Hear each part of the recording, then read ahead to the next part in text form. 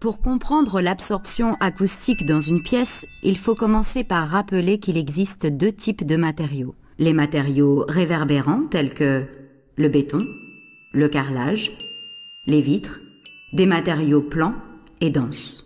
A contrario, il existe des matériaux absorbants tels que rideaux et voilages, mobilier, tapis et moquettes, linge et même les personnes.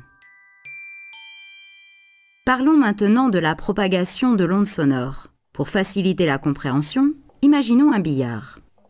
La boule représente l'onde sonore et les bandes du billard des parois réfléchissantes, des murs.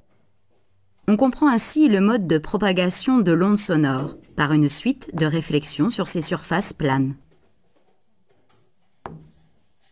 Imaginons maintenant la mise en place de matériaux absorbants représentés sur la vidéo par une serviette rouge. Le principe d'absorption de l'énergie de l'onde sonore est évident. Au contact d'une surface absorbante, l'onde est amortie. Observons ensuite ce phénomène dans un volume.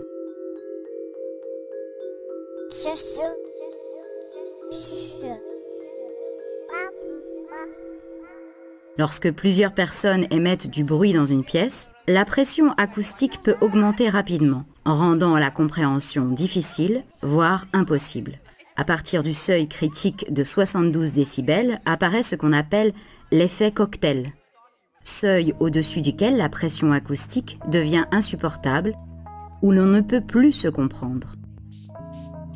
La mise en place de matériaux absorbants tant sur les murs qu'au plafond permet de limiter de façon impressionnante la pression acoustique ressentie, rendant l'espace chaleureux et agréable.